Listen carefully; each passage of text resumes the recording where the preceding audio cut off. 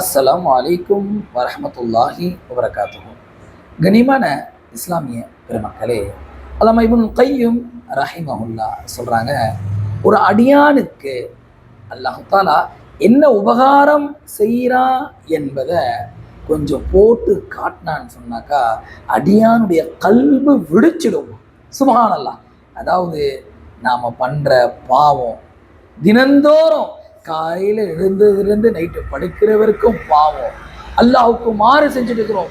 பெரும் பெரும் மலக்குமார்கள் ஜிப்ரீல், மீகாயில் போன்றவங்களே பயப்படுறாங்க அல்லாஹ்வை. நாமெல்லாம் பலகீனமானவங்க, ஆனா அல்லாஹ்வுக்கு மாறு செஞ்சுட்டு தைரியமா இருக்கிறோம்.